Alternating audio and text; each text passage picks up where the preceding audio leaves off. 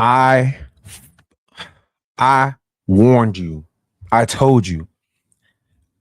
Oscar De La Hoya was going to be the one to get in our way. I told you. I told you. I that speak unto thee am he. I told you. I told you. After Vergil whooped Lubin,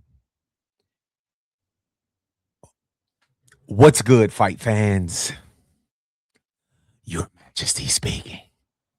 Now, after Vergil beat up Lubin and Boots got in the ring and they were doing all of the talking, I was excited. Until Oscar got on the microphone. Once Oscar got on the microphone and started talking about we hold the keys and Boots, Vergil is this and that, I knew it was going to be an issue. I knew it. I could feel it crawling across my damn skin. I knew it. I knew it. And I got some friends that I talked to and stuff. I called them. I said, bro, this fight not going to happen. Oscar just showed me that this fight is not going to happen. But I'm tooting my own horn just to toot it.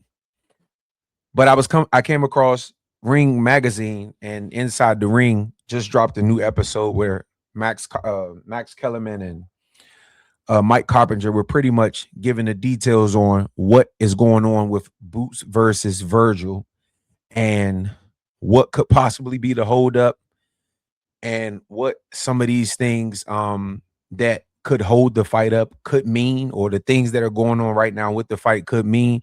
So I did want you guys to watch along with me, and we're gonna break this thing down frame by frame. I'm gonna point out a few things that I noticed. I did watch this segment of the show. I haven't watched the full show, but I'm going to. But let's hop into this. Let's see what's popping. Welcome back to Inside the Ring. I'm Max. That's Gabe. That's Cop. That's Shady. And now it's time for our informant to start snitching. Sing like a canary. This is Cop's Corner. All right. Cop, what's the latest with Boots Ennis and Vergil Ortiz? Max, this has been really crazy. I mean, it's everyone you talk to in boxing, this is what they are discussing. What's going on with Vergil and Boots? So I'm here to tell you. Okay. This fight was supposed to be happening April 18th in Las Vegas. That's the plan, right? We broke it on last week's show. Yeah. When we broke it, That's right. Y'all broke it and y'all had us all excited. And I thought I was wrong at that time. I was like, okay, hold on. Until I found out Vergil did some things, pulled the Earl Spence, said, I'm making this fight happen by any means necessary. By any means necessary. Boy goes, when we broke it, you broke it. Hey, I'm a team player, You broke Max. the fight. You broke the news and broke the fight. What happened? Well, we break it, and then Golden Boy goes, wait a second. We don't know anything about this fight. What? Turns out they weren't involved. Matchroom was doing the fight by themselves because Vergil and his team contends that basically their contract is invalid with Golden Boy. They say so. They had a lawsuit, obviously, and their thinking is we don't have to honor that. So they went and made a deal with Matchroom. Golden Boy said, not so fast. So Vergil said, look, Oscar, this is the fight I want next. This is the fight I need you to make as my promoter. It seemed like from Oscar's clapback Thursday that he was trying to somehow negotiate a higher split or whatever the case may be for Vergil. Vergil is looking at it like, bro, I don't care about none of that. I just want to fight. You know what I'm saying? Once again, he hopped in the ring during my fight. We did all this talking back and forth. I'm trying to get it popping. Oscar's looking at it from more of a business side of things, where 9 times out of 10, he's trying to put his business first. Of course, I can't be mad at him for that. But one of the things that I did not know was that Golden Boy, their contract, somehow it will be up with the Zone towards the end of this year. And he will be looking for a new home, if not re-signing with the Zone, however that may go. But to me, it would make sense to appease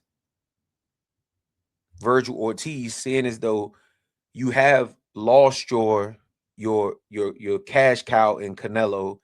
And I also heard Ryan saying something somewhere. I can't remember what interview it was, but he was saying that this is his last fight under Golden Boy. Who knows what he's going to do after this? But it would just make sense to me to appease Vergil Ortiz, because you're going to need some type of marquee name fighter to be able to negotiate a deal with some type of network. Just my thought process. I could be wrong, but I don't believe that I am. But let's hear what else Mike is saying. Filed for a temporary restraining order. Oh, a judge in Nevada granted that restraining order. But the good news, Max, is that this is being fast-tracked. Emergency hearing this Friday in Nevada to decide what happens. Can the fight proceed as planned, whether it's April 18th in Vegas or maybe moves to May, or does it revert back to, hey, Golden Boy, you have the rights? So I have a solution. So that's a good thing. The good thing is they have a tentative date for Friday to be able to get this stuff situated, which is 2 days from now. And we will at least know what the verdict is. If Vergil can go on and continue to make the fight without Oscar, or if they side with Oscar. And at that point, I don't know if we will be getting that fight based on what I believe. And I'll give you my full beliefs of what I think it is once this is over with. By the way, if you have not subscribed, please do so. Hit the like button and hit the notification bell so that you'll be notified when I drop future videos. But let's get back into it. Okay. Golden Boy is trying to tax the fight, basically. Correct. Put some money in escrow, negotiate a settlement, put some money in escrow. So while the lawsuit is pending, the money is there. If Golden Boy wins the lawsuit, they get what amounts to the step-aside fee. If not, they don't, and the money goes back, right? Like, there are creative ways to deal with something like this. And hopefully it gets done, because at junior middleweight, this is the fight. I don't see how Golden Boy can after this, like, how do you move? You had Canelo Alvarez, the biggest fighter in boxing. I think they did it for $365 million, something like that. Okay, then you lose him. Now, Vergil's up on the rise, and you about to lose him. Now you're in lawsuits? Yeah. If I'm any fighter, why do I want to go to Golden Boy? Well, I don't know about that part of it as far as wanting to go to Golden Boy. At this point in time, who knows what's going on with the state of boxing? You got Zuffa. Most of these promoters don't have homes or networks unless you on the zone. So I don't know what is going to go on with the state of boxing as far as who's going to be signing with what promoters in the future and stuff like that. It just, I don't know. Who knows? Proud of Oscar De La Hoya when he left Top Rank and started his own promotional company. And Top Rank was one of the great promoters in boxing. But when he was fighting. And there's when he was fighting. When he was fighting. Okay. And Top Rank is so Shady good. Be so lost, Trampler bro. and Brad Goodman are Shady so be good so at making lost. fights. They have Carl Moretti not even making fights. He was the main matchmaker for main events. He's an excellent matchmaker.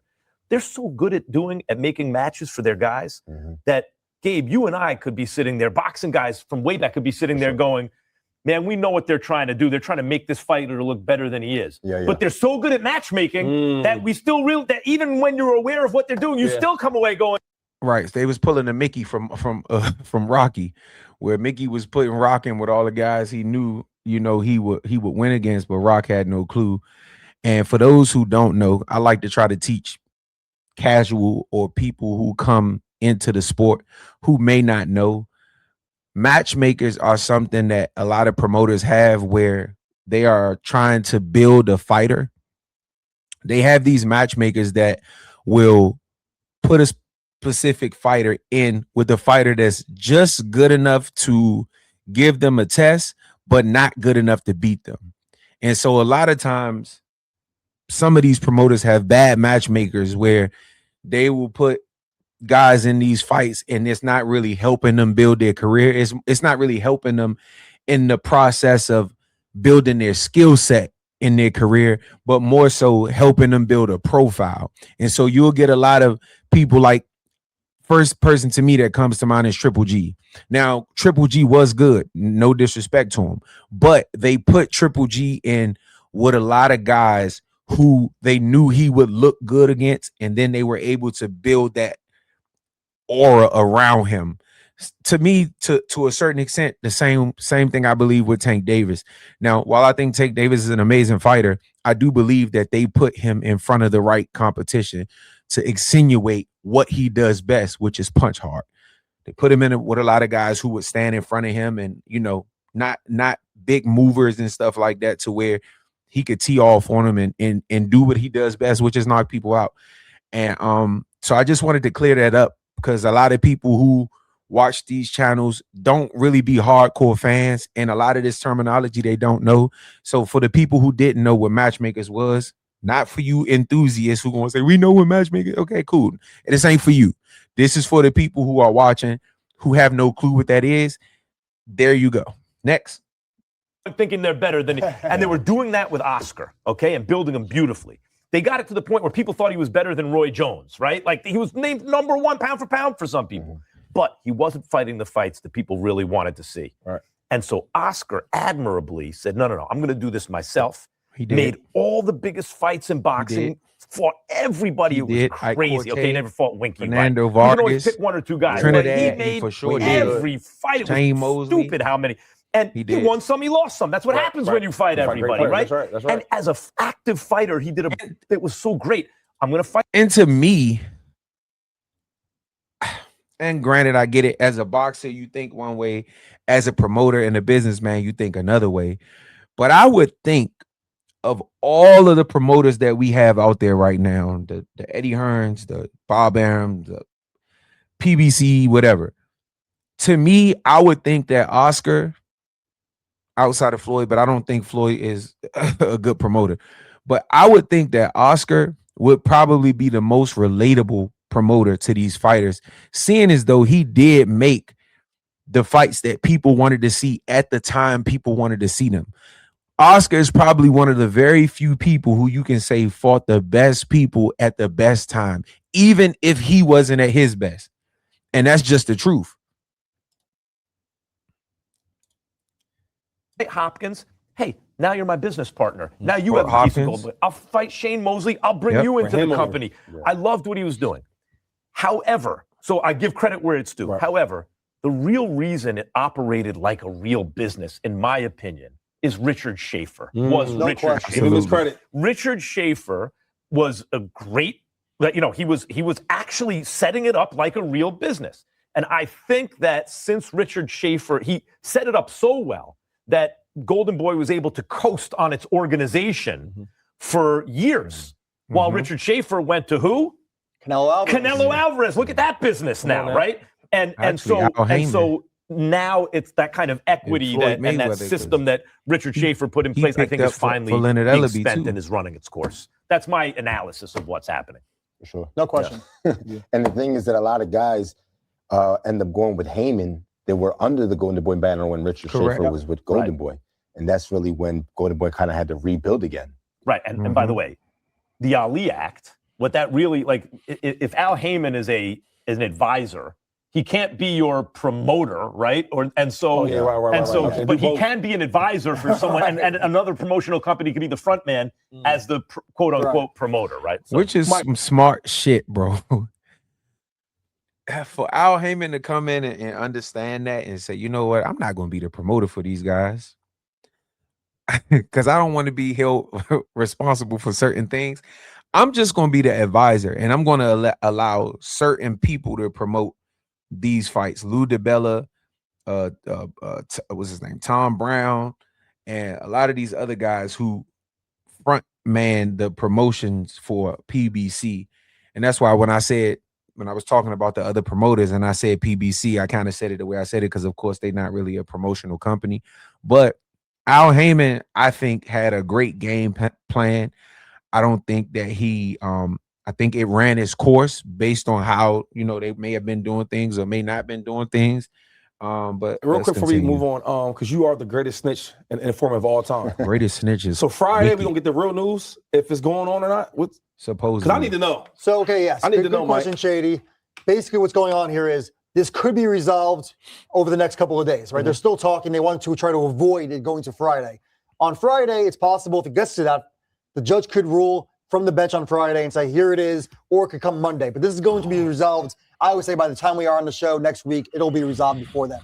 On Man, again, off that's again. some Hopefully bullshit. the fight is on again Terrible, by the time man. you're Come on, man. And additionally, I'll add is what I'm told is if this fight happens, Golden Boy will not be involved either way. They may get paid on it, but they're not going to be the promoter of record. And why would a fighter want to think this thing how that even sounds? What's the fallout from this, Mike? It's a lot of fallout, Max, because if you look at the temporary restraining order, the court order, basically it says in there, right?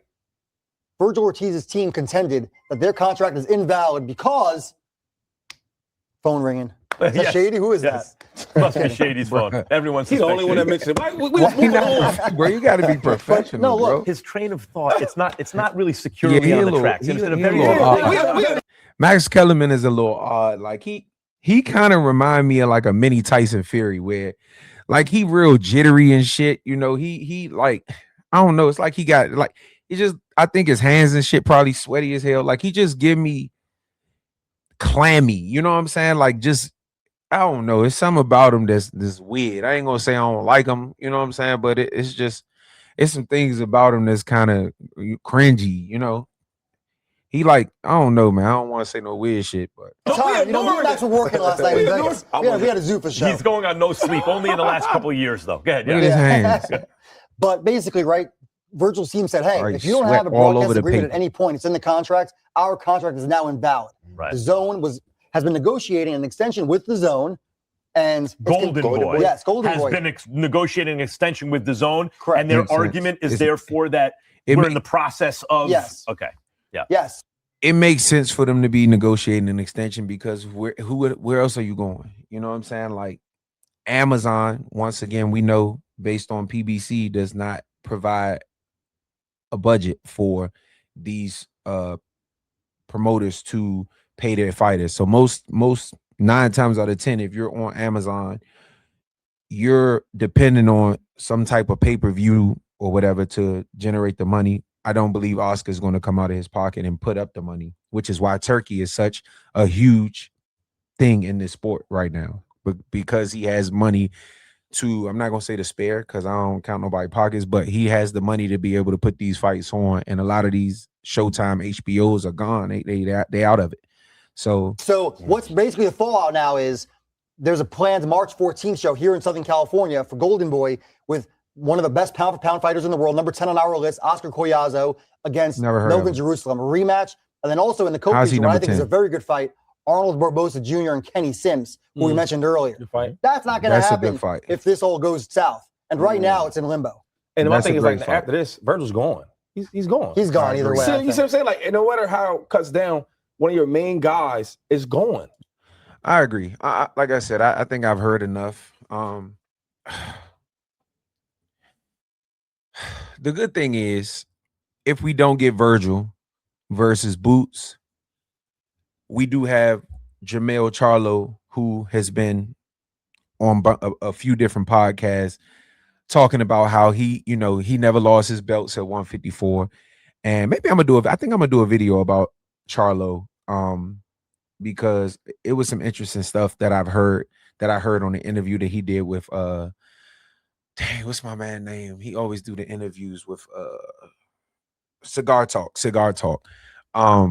It was some interesting stuff that I heard, some stuff about Charlo and Spence and him and his brother and some stuff like that I do want to touch on. So maybe I'll come back and drop a video on Charlo too. But I definitely think Oscar is in the goddamn way.